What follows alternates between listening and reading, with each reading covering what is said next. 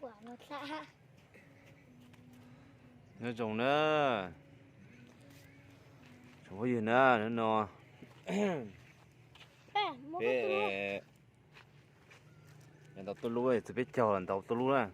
Đào tôi lúa ô xí á, đừngมียาวđào tôi lúa xí á. Bé đào tôi lúa xí á.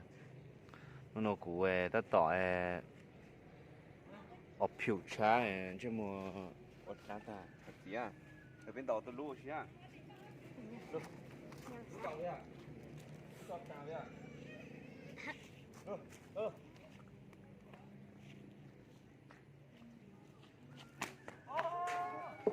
Về ha.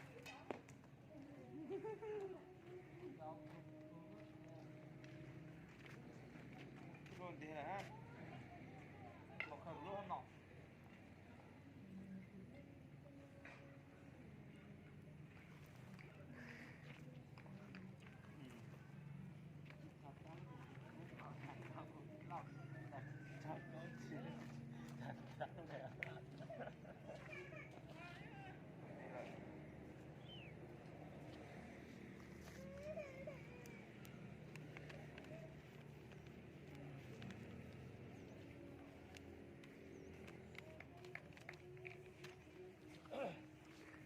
Rồi ha chút tao ha nè. Rồi tôi tin tao rồi. Bắt ra cái này không thằng. Cái lươn này trong một thứ đó, đây là nó. Sườn đâu, nó chọc. Mình lụ một cái. Sao đấy cũng nhỏ á. Về đấy.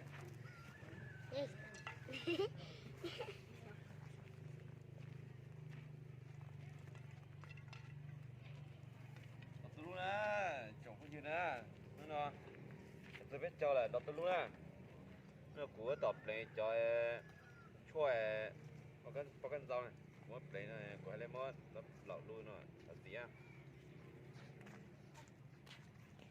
một tao tiếp, luôn. Ôi trời, trời đi trời à.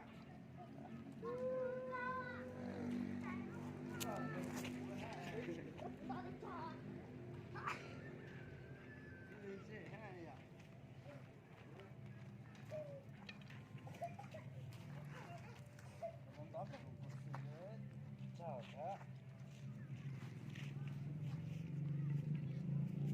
Đó là tao đã tao sẽ.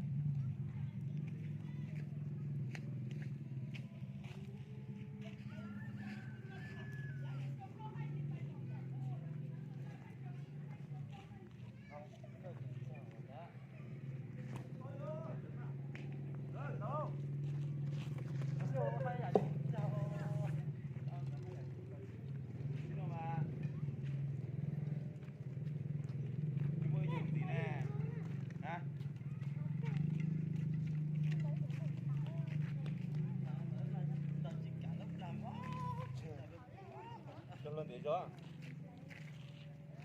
Bố bị trâu, bố bị lạng không? Ôi! Trâu lên kìa à. Bên đầu nó chỉ tìm phía này về à? Đây.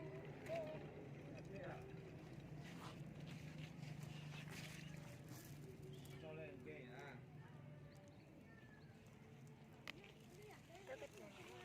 Ủa, trâu hả? Hả? Nó là ngốc tiếng gì vậy? Rồi, kia con hình tóc á. Để xeo một trời, cứ có nó tóc à. Chào nhá.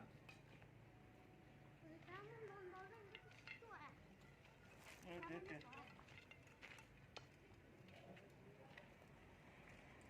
Nó cũng cho luôn đấy. À.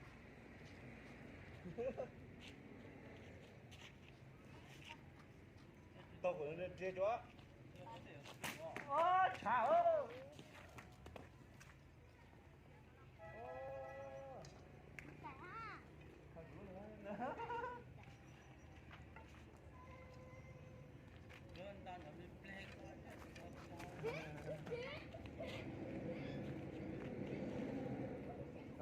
cho của tôi ra đó đó luôn kìa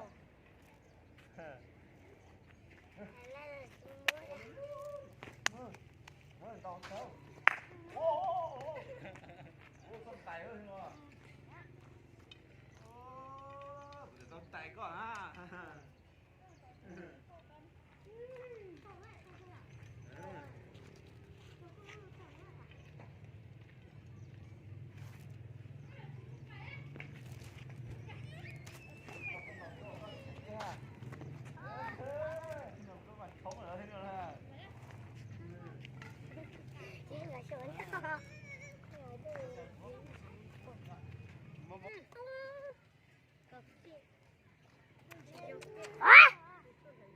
tao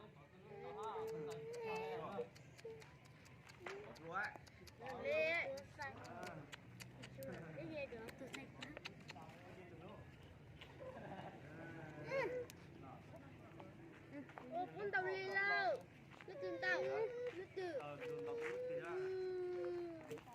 con sẽ lên tàu con biết cho chị trò đấy nó từ tàu đi Chơi con lưới vậy cha bút bể trời ơi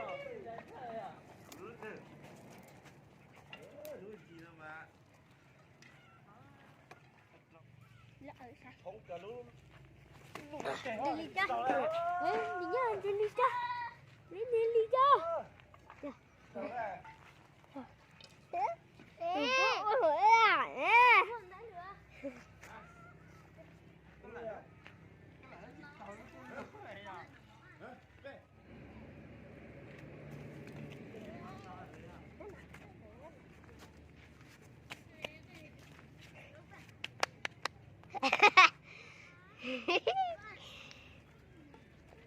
bù khóc của nó chạm mau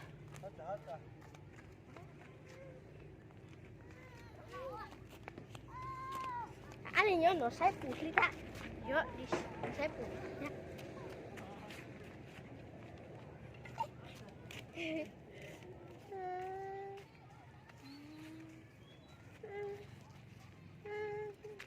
ôi giờ lên tiểu ôi giờ lên tiểu xe đi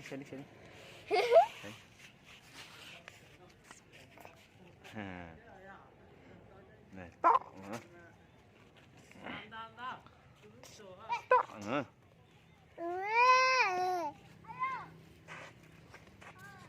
chỉ có nữa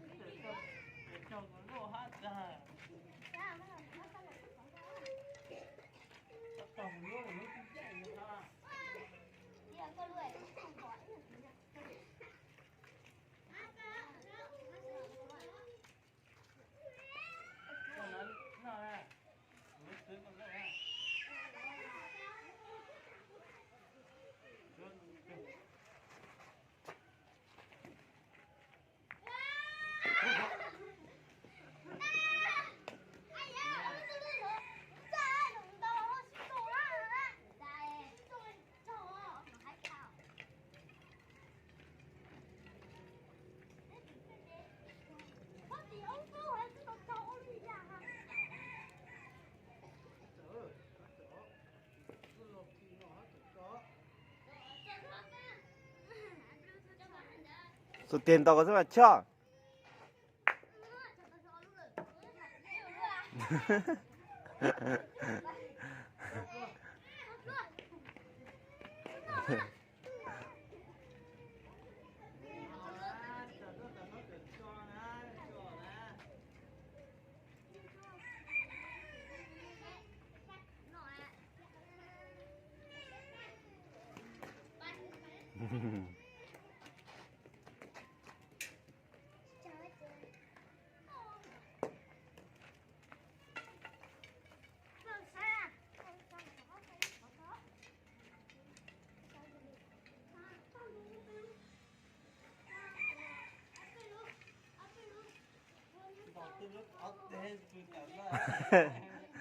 nó phừ loài ấy à?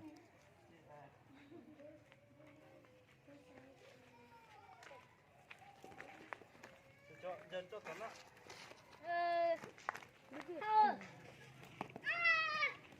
Bê cha.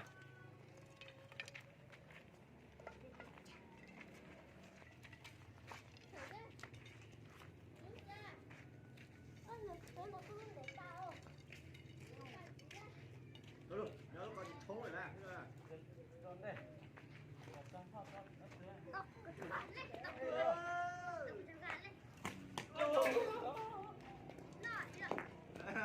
dễ hơn đấy phải dùng đường tàu đây đi chú này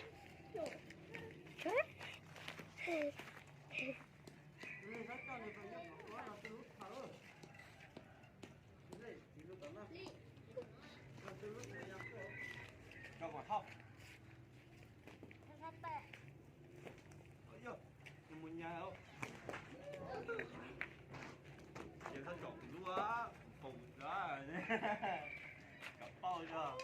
non chưa có lúc gì rồi Giờ đầu chưa đó. Rồi là. Đây. Đây kìa. Chọn cái lúa ra. Rồi chị ạ, sao là cho.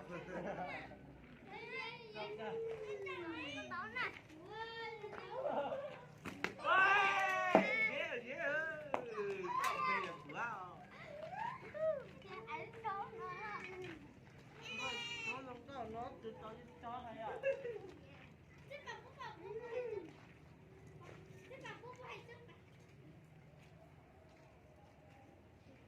Số cha này.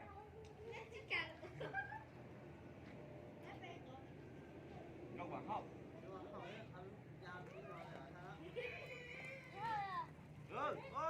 Cha xuống à?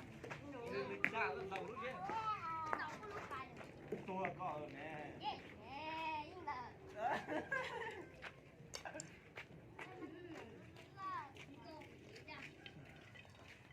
Cái cha gì cũng có cái xấu á. tôi nước chỉ trong đó rồi tôi lá Mẹ trái.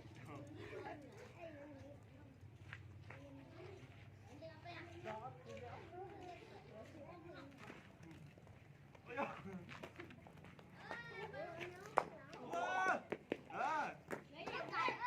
có nước xíu rồi nè có nước xíu rồi Về con tay của con tàu trên này bây giờ. Rồi. Làm cái gì cái trò à? Nó cũng tàu à? Bây giờ.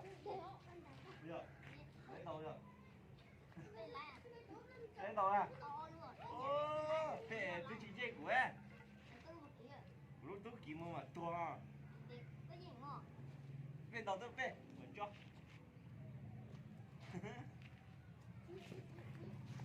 Bước sang ơi, chọn. Con tàu nó bị to, con tàu nó cá. Cái chợ, có cái thế chỗ gì dùng tàu á. Đó. Vàng á.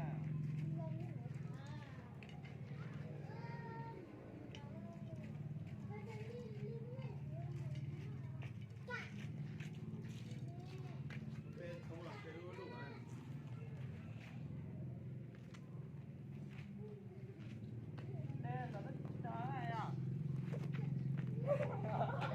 Whoa, whoa.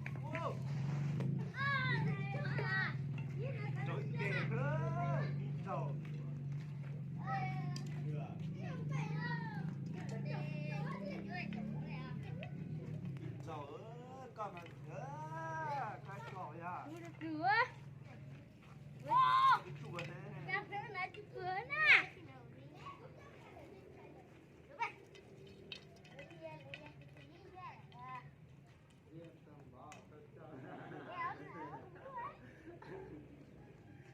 Nó cho xem à? Ôi giời, cái nhận đâu à? Này, nó phải có gì có lũ.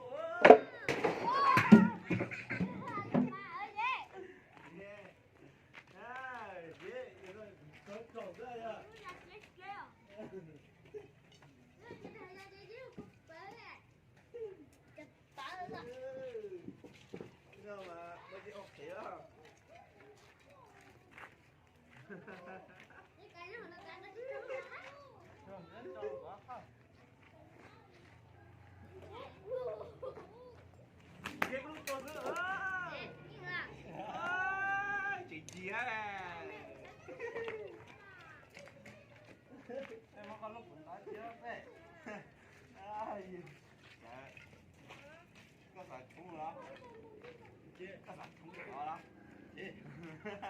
Cứ mà nó sai mà chính sai rồi. Biết cười. Ghê. Biết bao cái trộm cũng sao. Còn nhớ nhau hút khá lỗ không? Còn là bà dễ. Yeah.